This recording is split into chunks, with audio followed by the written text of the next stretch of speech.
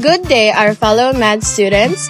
For today's podcast episode, we will be your hosts. I am Air Shatividad. And I'm Amber Jacob. And today we will be discussing a very juicy topic among the RadTech and MedTech community, which is the nuclear medicine discourse. Sounds juicy, doesn't it, Divas? But in all seriousness, our podcast aims to understand the discourse on a deeper level and gain more insights on how things truly run in a nuclear medicine department. That way, we are more knowledgeable about the different roles RadTechs and MedTechs have within the department and how they use their own sets of skills and knowledge to collaborate and bring utmost patient care. And what better way to gain insight than to ask the professionals themselves? Today, we invited guests from the nuclear medicine department from both professions to help us answer the question, who truly runs nuclear medicine? So how about we head on over to their department and gain knowledge from them? Let's go, Divas!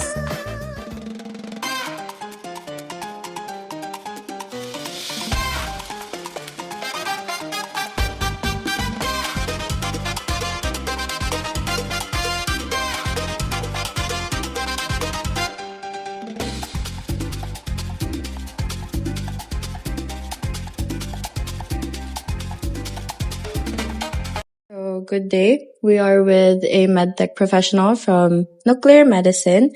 And for the first question is, in what ways do medical technologists and radiologic technologists collaborate to ensure accurate results and quality patient care in nuclear medicine procedures?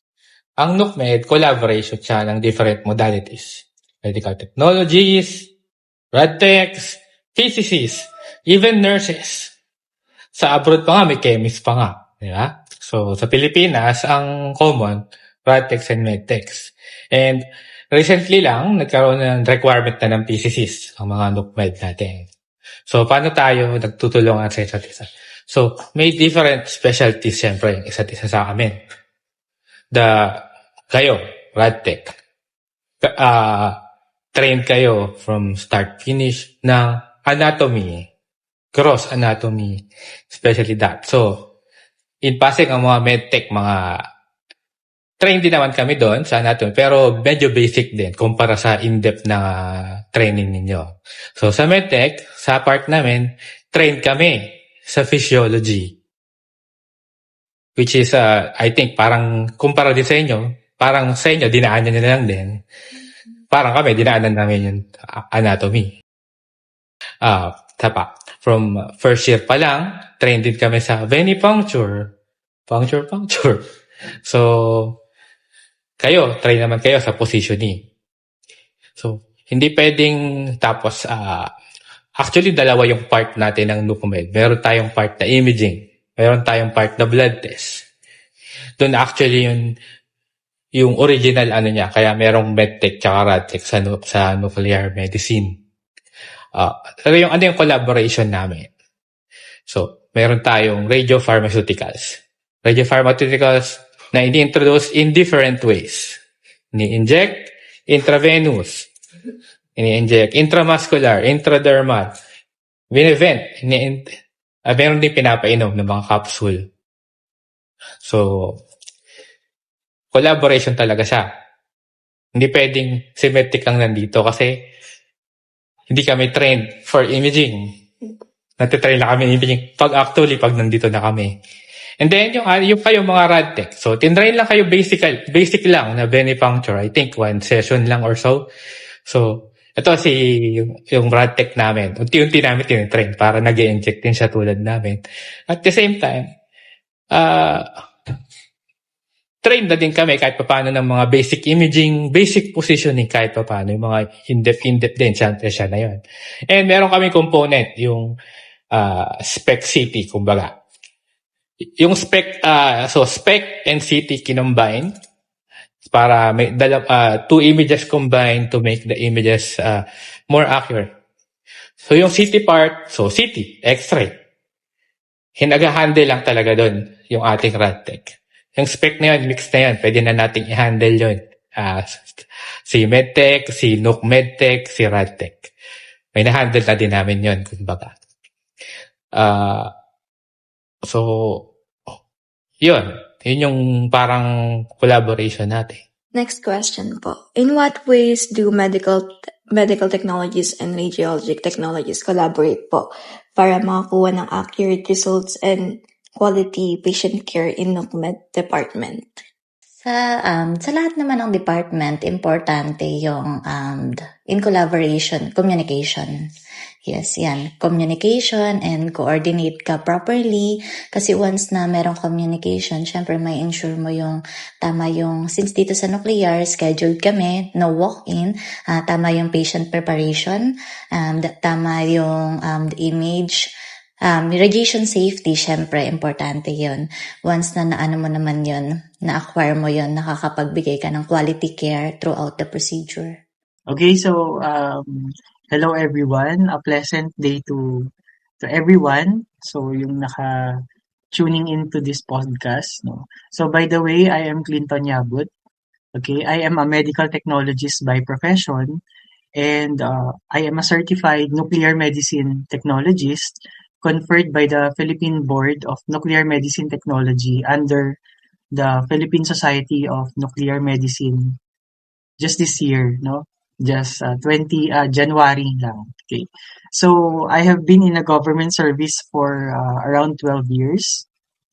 8 years ago, no, I had the privilege of being part of the pioneer team that opened the nuclear medicine center in our hospital, Cagayan Valley Medical Center. And also, no, outside the hospital, I also share my passion in the field by teaching professional medical technology subjects at the University of St. Louis, Tuguegarao, and I am currently served as the Vice President of the Philippine Association of Medical Technologists, Cagayan Chapter. My group mate would like to add something.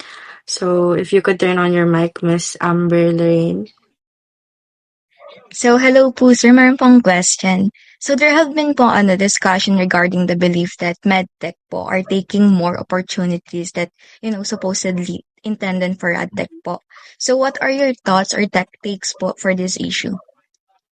Okay, so Miss Amber, no, that is a very brave, no, and timely question siya. So, and na-appreciate ko naman na binibring up nyo sila dito sa ating topic ngayon, no. So, this discussion has been around, tama, for a while in the internet, no. Actually, nababasa ko rin yan, but I think doon ako sa group ng mga medical technologists, no. Yun yung nababasa ko, no? So, and it is important to address it with clarity and mutual respect. Okay? So, first, no, we have to look at the standards, no? Dito kasi sa Pilipinas, no, meron tayong Philippine Board of Nuclear Medicine Technology and the Philippine Society of Nuclear Medicine, which recognizes both medical technologists and radiologic technologists as eligible to become a certified nuclear medicine technologist provided na nag-undergo sila ng specialized training and has passed the board examinations, no, board for medtech, radtech, okay, and also a certification examination for nuclear medicine technologists. Yan. So sa field ng nuclear medicine, very unique kasi siya that it does not fit perfectly into just one box. Okay? So, it requires in vitro expertise of a medtech. When we say in vitro, no, ito yung laboratory part. Okay? So, doon naman sa sa expertise ng radtech, ito yung in vivo. Okay? So, itinatawag natin na imaging expertise nila. Second, no, I do not see as one profession taking opportunities from the other. No? Ang nakikita ko is that I see as two professions that are filling a highly specialized gap. Yan. So, when we opened the center 8 years ago, no, as pioneer, kami mga pioneer techs dyan, we realized na yung hot lab, no, where we handle radiopharmaceuticals, we perform radioimmunoassay, and we manage strictly quality control, yun yung natural environment ng mga medtech, no? Mga laboratory, mga ganyan. On the other hand naman, no, the complex physics of image acquisition and processing, yun naman yung natural domain ng ating mga radiologic technologists. Yun. So at the end of the day, no, the opportunity isn't about who gets the job. Okay? It's about who can provide the most accurate and safe service to the patient. Nuclear medicine is a team sport, sabi nga nila, no? If you remove medtech, no, edi mawawala yung part ng laboratory, no? Sinong gagawa ng mga lab? Parang ganun. Okay? Kapag tinanggal mo naman yung radtech, mawawala yung quality ng image natin, no? Kaming mga medtech may iiwan dun, mag-i-scan lang kami, pero kapag may aberya, no, or gusto ni doctor mas magandang image, baka hindi namin kakayanin. Ganun siya.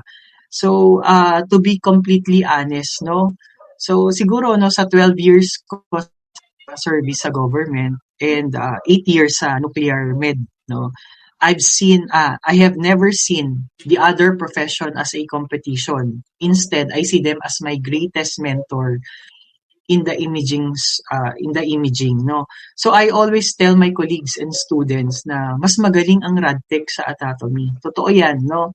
So kami kasing mga medtech, no, we are deeply trained sa cellular and chemical side of things, no. Ang radtech kasi meron silang mastery of human anatomy, no. Pati sa positioning, talagang nakaka-impress 'yan. Okay, kami kasi papahigain lang namin, no. Pero may nakikita ang radtech na proper na position sa kanila. Okay? Depende sa lagay ng pasyente. So I have gained so much knowledge just by working alongside with them and watching how they visualize the human body. Also, no, marami na ba akong sinabi? No? So, what I appreciate pa about radtech in our department is their openness. No? They are true teammates, yung nga masasabi namin. Hindi nila tinatago yung knowledge nila, no? But rather, no, tinuturo pa nila sa amin ito, no? So, under their direct supervision, no, inaalaw nila kami na mag-operate ng machine. Okay? Again, no, with their supervision, no, inaalaw nila kami na mag-operate ng machine. Kaya, yung ano namin, kaming mga medtech, kaya na rin naming mag-scan. Okay? Yun. So, kaya nga sabi nila, no, in our center, very versatile kaming mga NUC medtechs. Okay? Like for example, no, marami nagsasabi na ang mga medtech pang lab lang daw sila, no, radio farms, hot laboratory. But actually, no, our radtechs, no, very good sila at dun sa preparation and administration of radiopharmaceutical. Actually, magugulat kayo na sa center namin, ang mga radtech namin is sila din ang isa sa mga tumutusok. Yun. So siguro kayo mga student, no, baka lang, no, hindi ninyo ma-encounter yung siguro yung pag-i-inject yan. Pero dito sa amin, no, siguro dahil na rin sa collaborative effort, pati sila tumutusok na rin, nag-i-inject ng mga gamot, yun. Same is with us, no? Kaming mga medtech, kami na rin yung tumutulong sa scanning, sa bone scan, sa CT scan, sa bone densitometry, natuto na rin kami. So, lahat yun, no, na nagawa na rin kami. Kaya sa mga radtech students, no, na who are watching with us today, no, the presence of medtech in nuclear medicine doesn't diminish your value. No, in fact, no, it should be a challenge na para ma-master din ninyo yung craft ninyo even more. Okay, so there is plenty of room for both, and the most successful nuclear medicine centers in the world are those where medtechs and radtechs that respect each other's uniqueness, no? And they are work as a single cohesive unit. Thank you, sir, for your answer. So, with your answer, parang na-realize ko po talaga that there's nobody that runs the department itself, but rather it is more as a collaboration between two professions who are willing to learn from each other and who are willing to bring the utmost patient care. So, next pa is, now let's talk about the topic that's been discussed a lot lately. Some people believe that medical technologies are taking opportunities that are supposedly intended for radiologic technologies in the nuclear medicine department. What are your thoughts on this issue? Wala yung love letter ko sa inyo. So, alam nyo, guys, sa totoo lang, nung nagpunta ako sa NUCMED, nakakatawa kasi talaga as in pagdating ko ng NUCMED, doon ko nakita yung issue yan. As in, sabay na sabay sa paglipat ko ng So, for me kasi personally, I don't see yun as a major issue. So, it really depends on your perspective. So, paano ko siya nasabi? Kasi naniniwala ako ultimately na nasa management ng department yan. Kung ano yung pupunin nila doon para sa position na yun. So, nakakatuwa lang kasi ako yung pioneer ng machine dito sa NUCMED kung nasan ako. So, nasa head or nasa management ko ang kunin niyan, NUCMED Tech, RadTech, or MedTech. Kasi sa original plan, ang dapat dito is apat na technical work. So ngayon, nandito, isang RadTech, which is ako, then isang NUCMED Tech, which is yung colleague ko. Then tsaka palang mag-hire. So mamimili kung NUCMED, RadTech, MedTech, yung dalawang magpupunan ng position. Kasi, as I've mentioned earlier, nuclear medicine kasi is a specialized field with high-end machines. So, hindi naman ito yung tipong dahil RadTech ako, sige, mag-procedure ka na dyan ng pang-RadTech. No, kahit RRT na ako, nag-undergo ako sa intensive trainings ni RIA at saka ni DEXA. Tapos, nag-undergo din ako ng phlebotomy for extraction kasi magbubuha tayo ng sample for RIA So, yun. So, it's not about taking someone else's opportunity. It's about being versatile and willing to learn. So, in NUCMED, yung original license mo, kung RMT ka, RRT ka, NUCMED Tech Cert ka. So, it's just a foundation. So, magbabase talaga sa training and specialization yung competency mo. Wala po talaga nag-aagaw ng opportunities. Yes. Perspective lang talaga ng iba.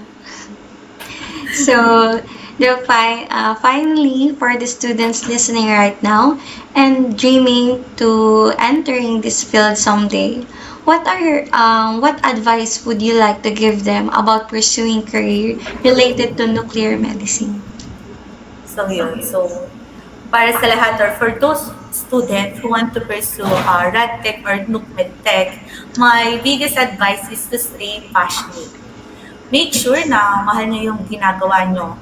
So, before kayo mag-specialize sa mga high-end machines, build a very strong foundation sa diag procedures and imaging.